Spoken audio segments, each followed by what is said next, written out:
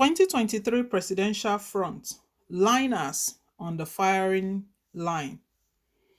It all started with Asiwaju Bola Ahmed Tinubu, BAT, who is the presidential candidate of the ruling party at the center, All Progressive Congress APC, who misspoke at an event in Kaduna last week. He was captured on video saying, "El-Rufai will not let you run away. Your vision, creativity, resilience in turning a rotten situation into a bad one is necessary at this critical time." To put things in context, Tinubu, who was speaking to an audience of eminent northerners who were gathered in a business summit where they were rubbing minds on how Kaduna State's socioeconomic fortune can be improved, most probably committed the gaffe of using the inappropriate word bad instead of good, which is the logical word that should have followed his sequence of thoughts in the earlier quoted sentence in the speech that he was making a commendation of Nasir El-Rufai, Kaduna State Governor's accomplishments. Of course, it may be argued that no man is infallible or beyond goofs and gaffes sometimes. In that regard, it is understandable if the speaker recognizes the mistake immediately and corrects himself in the course of speaking. However, that was not the case with Tinubu in the referenced instance. Hence, it has become a flaw and a sore talking point, as they have assumed that the Tinubu slip-up was not a mere goofer in Kaduna. That belief is understood by the fact that he did not recognize his mistake, which has been assumed to be as a result of lack of presence of mind. Hence, he did not self-correct. Given that the APC presidential candidate's health condition has been a subject of public scrutiny,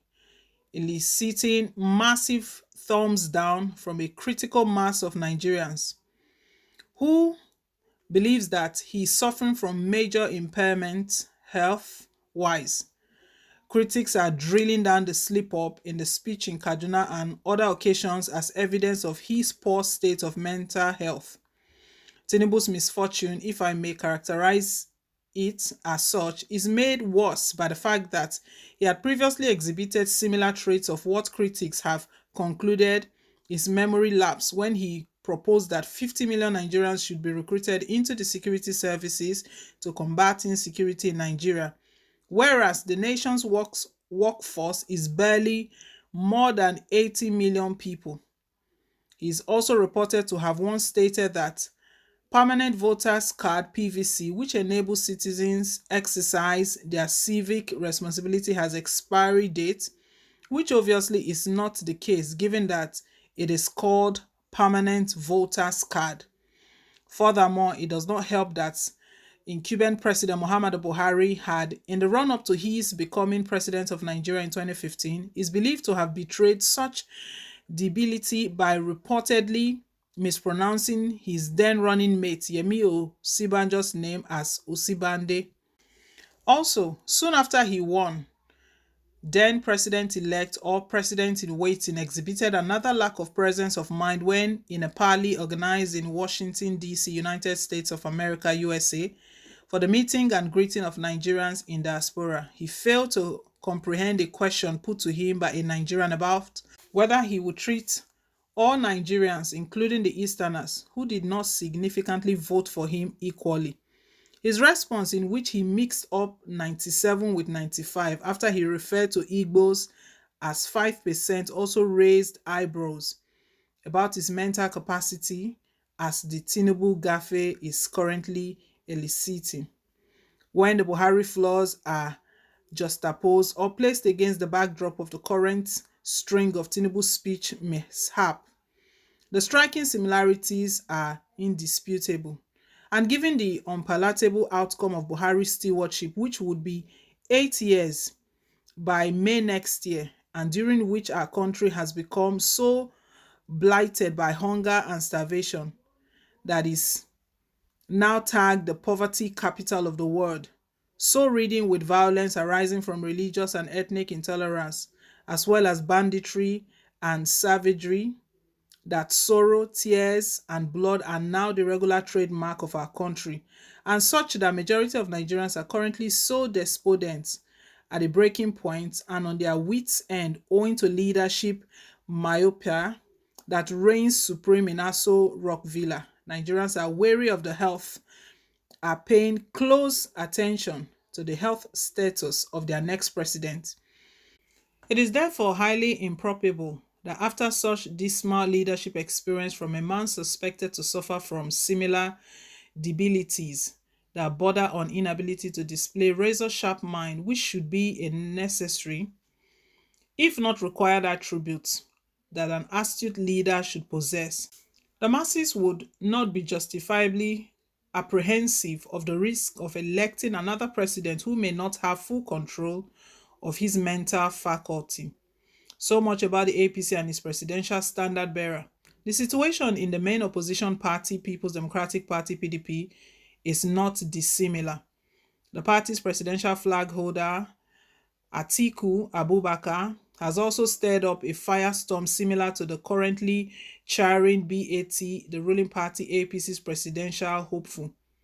And coincidentally, like the Tinubu Fox, the mixed speak by Atiku Abubakar also occurred in Kaduna during an interactive session with Arewa Joint Committee last Saturday. I have traversed the whole of this country. I know the whole of this country. I have built bridges across this country. I think that the average northerner needs somebody who is from the north and who also understands the other parts of Nigeria and who has been able to build bridges across the rest of the country. This is what the northerners need. He, a northerner, doesn't need a Yoruba candidate or an Igbo candidate. This is what the northerner needs. I stand before you as a pan-Nigerian of northern origin. The above comments attributed to the presidential candidate of the PDP when he was addressing his fellow Arewa people last Saturday, the 15th of October 2022, has been seized upon by the opposition politicians that have branded it a divisive comment, and perhaps justifiable, so as the utterance has connotations of playing the ethnic card by the man who is aspiring to lead a multi-ethnic country like Nigeria. Perhaps what he meant to say is that Nigeria does not need a sectional or ethnic president, but one with a pan-Nigeria worldview. And it is disappointing that what he meant to say is not what he came off with or what came across to the critical mass of Nigeria as what he was saying. Against the backdrop of the fact that our beloved country has become so polarized along ethnic and religious fault lines in the past 7 years of the incumbent government, of which the number one occupant of Aso Villa, who had been manifesting the characteristic of an ethnic jigonist prior to becoming president, and manifestation of such biases have patently been on parade in the governance of Nigeria, there is indeed a reason to be concerned, hence the ensuing hoopla. Expectedly, the PDP's presidential candidate's camp has been scrambling to put the misspeak captured in the video that has gone viral into context. They are arguing that the audience was a gathering of his kith and kin, and the location was Kaduna, the unofficial headquarters of Northern Political Intelligentsia, Kaduna Mafia, who he needed to pander in order to extract their commitment to his quest for the presidency a sixth time. Since the speech was captured on video, attempts to spin it by Paul Ibe, his spokesman, and Ehige Uzamere, a member of the campaign council, has been futile. Ideally, as humans, it is not uncommon or unusual for propositions that evoke ethnic sentiments to be leveraged when a politician is canvassing the buy-in of his group into his ambition. But owing to his capacity to be used as a weapon against anyone found to be pandering his narrow ethnic or group stock, especially since a northerner has been calling the shots in Aso Villa in the past nearly 8 years, and to the consternation of a vast majority of southerners that another northerner is angling to succeed President Muhammadu Buhari, that line of thought should have been applied only during closed doors meetings. Basically,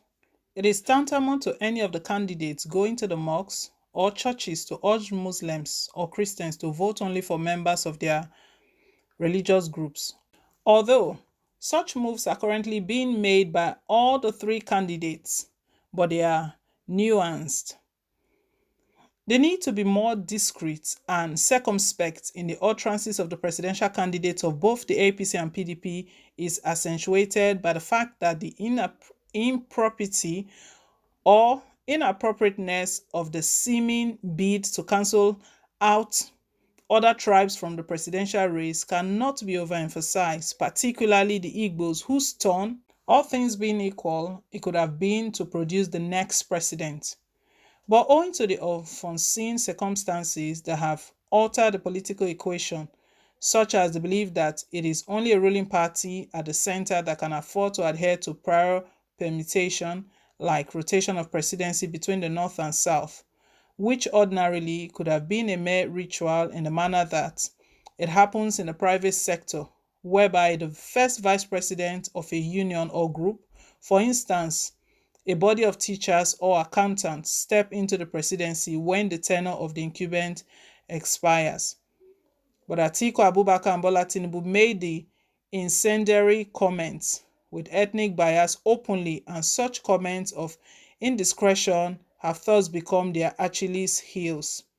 With respect to Tinubu, whose gaffe Emilokan comment occurred before the party primaries, he was not only negatively impacted because he triumphed by emerging the party's flag bearer.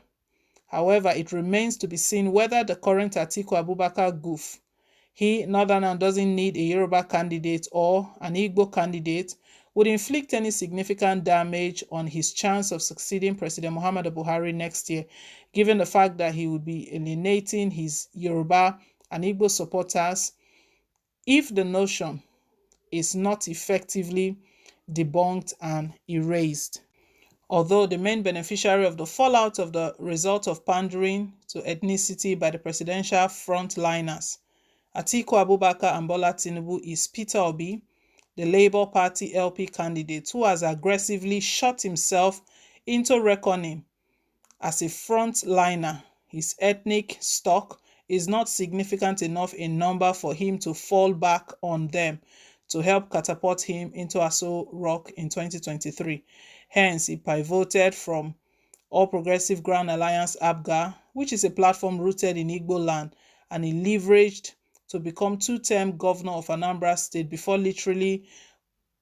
porting to the PDP, a platform with which he started prosecuting his presidential ambition as vice presidential candidate to the PDP's presidential candidate in 2019, Atiku Abubakar, who is also flying the party's flag for the 2023 presidency. With a dim prospect of realizing his ambition with PDP political vehicle, laden with heavy weights, with deep pockets and more robust political pedigree, or star-studded, Obi jumped into the LP boat, with which he is currently making waves by leveraging the anger of our youth who have been expressing angst against incumbent government via #EndSARS street protests in October 2020, driven by youth who have been brutalized by an arm of the police force that used to go by the name SARS.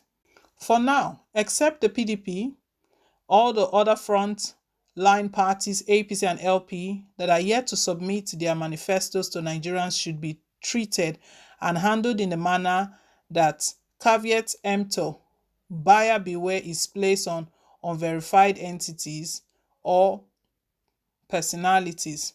All men and women of goodwill will agree that we cannot afford to have another disastrous leadership in Aso Rock from 2023,